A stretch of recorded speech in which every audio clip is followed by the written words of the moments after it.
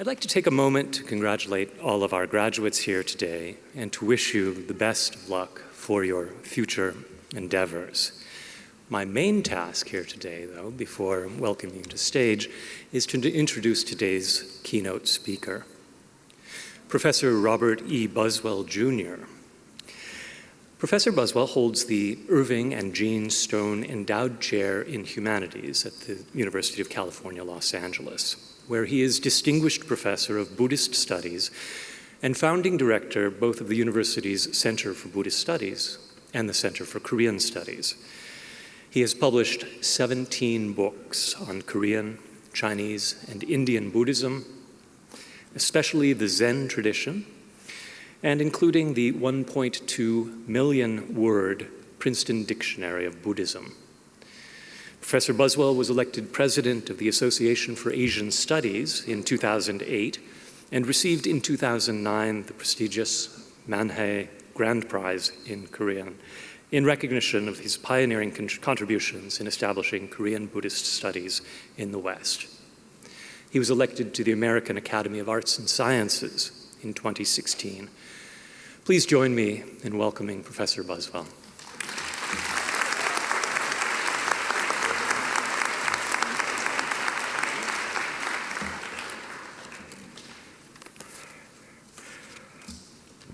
Well, greetings.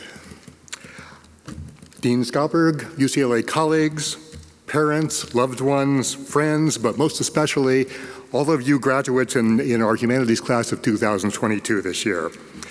It's a great honor for me to have this opportunity to formally congratulate all of you on your hard work in completing your degrees in humanities. What a tough few years you have all endured. As we in the Academy flail to find the best way to help you keep learning amid the worst health crisis of the last 100 years, you not only survived, but many of you actually really managed to flourish. You pivoted to remote instruction on literally a moment's notice and made the best of what we know was a profoundly challenging time. All of us in this auditorium are immensely proud of you. We also are so glad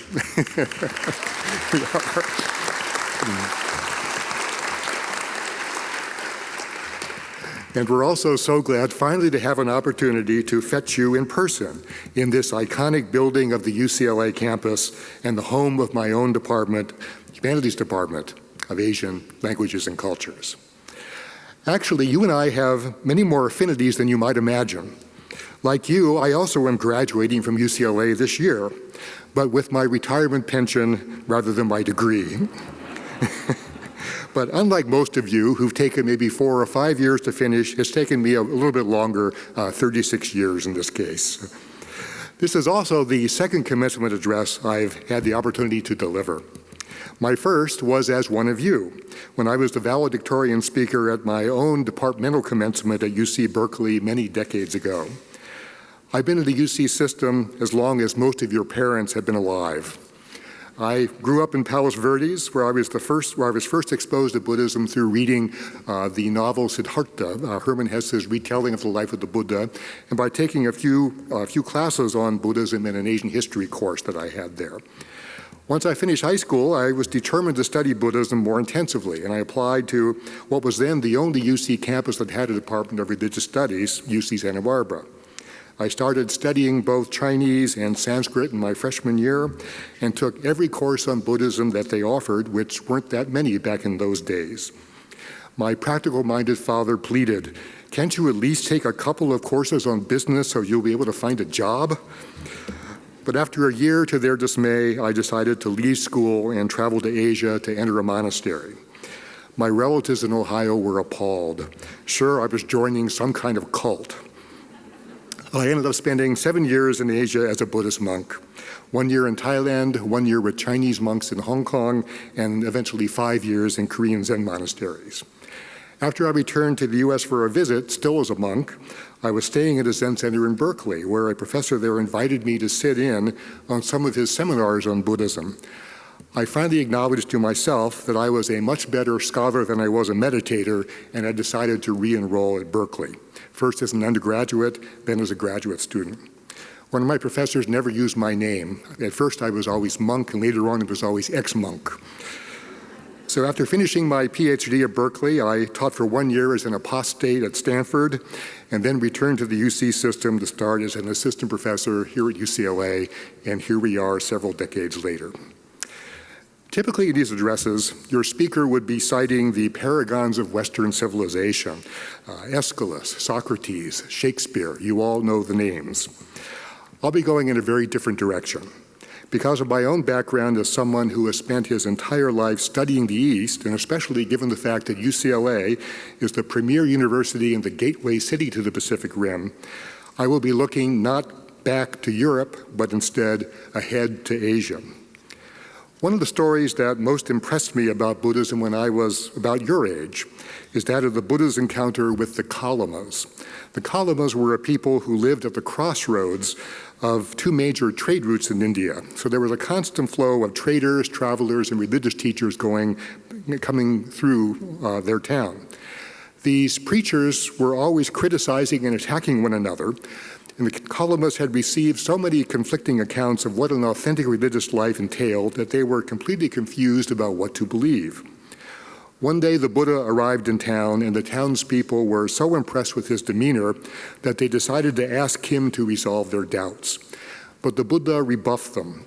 Kalamas, he says, do not go upon what you've learned, nor upon tradition, nor upon popular opinion, nor upon what is found in the sacred scriptures, nor on someone's charisma, nor on faith, nor on what your teachers have taught you. Instead, Kalamas, when you yourselves have confirmed these things are bad, these things are blamable, these things lead to harm and ill, those things you should abandon. What the Buddha is telling them in this passage is this: don't simply accept what you're told, no matter how venerable the source might be. Rather, we must learn to rely on ourselves, on our own observations and insights, to discover what works and what doesn't. This self-reliance builds the faculty that the Buddhists call seeing things as they are, yatha bhuta. You might know it better as critical thinking, the crucial skill that humanities students like yourselves learn more than any other. I learned on a personal level about the centrality of self-reliance and seeing things as they are when I trained with one of the most renowned meditation masters in Thailand, the eminent monk Mahabua. I had just ordained as a monk. I was only 19, but I was keen to learn. And like the Kalamas, I just wanted someone I trusted to tell me how to practice. After my first week at his monastery, during which I had been left pretty much alone, I finally asked him for an audience and said I'd been waiting for him to teach me how to meditate. His response was telling and was my first real lesson in how to live Buddhism rather than simply study Buddhism. He says, how can you expect me, he asked, to know what will work for you? I grew up in the forests of northern Thailand. You grew up in an American city. Our experiences couldn't be more different. You can't expect anyone else to tell you how to practice. You just need to observe yourself, be mindful of what works and what doesn't, and find your own way. It was a hard lesson in the self-reliance that is required to learn to see things as they are, and I wasn't really able to take full advantage of it until many years later. But it was a lesson I took to heart. Seeing things as they are ultimately means recognizing that everything in this world is in a state of constant flux, governed by causal processes that can be observed and understood. The Buddhist technical term for this flux is what they call impermanence, anityata, a concept that has suggested to some that Buddhism is pessimistic and its practitioners lugubrious. Not so. The fact of impermanence actually means there are an infinite number of possibilities laid out before us, and it is up to us and no one else to find our own path forward. One of the most poignant expressions of this idea of impermanence is a Japanese proverb I've thought about a lot as I've gotten older. Awa wakari no hajime. Meeting is the beginning of parting. You graduates have probably had only a fleeting sense of this in your own lives, but I assure you that your parents and family feel it keenly. They welcomed you into the world only to see you depart for kindergarten, then for grade school, and then college. Today, they watch you graduate and depart to lead your own lives and perhaps eventually start your own families.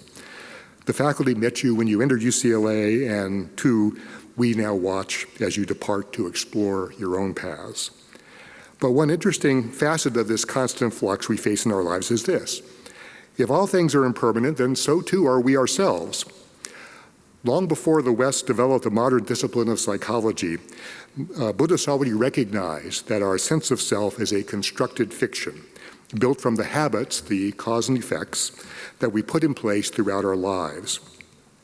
This spring, when the U.S. Secretary of Education visited a Los Angeles school, I was intrigued by a motivational poster I saw behind him on the wall of the classroom.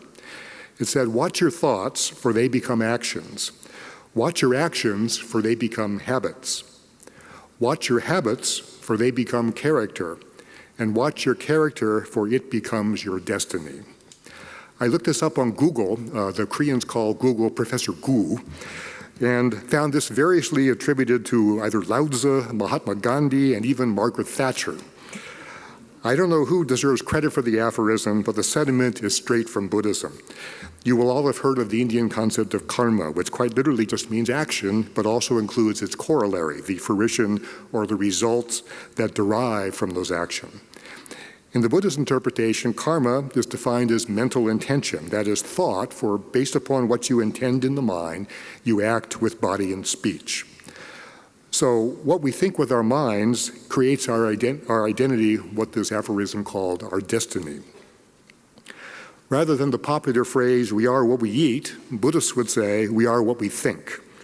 This is what the Buddhists mean when they say there's no self or soul, anatman. We have no fixed identity because we are constantly under construction, year by year, day by day, really moment by moment. The Buddhists would have it then that if you can dream it, you can be it. You just need to see things as they are, that is to recognize and put in place the causes and conditions that are necessary to make that dream a reality. More than anyone else in this university, it is you humanities graduates who are the dreamers. You certainly don't major in comparative literature or art history or philosophy or certainly Buddhist studies for the money, but because you're on your own personal quest. You may not know yet where your dreams may take you, but humanities students have one big advantage over other graduates. You know you have options.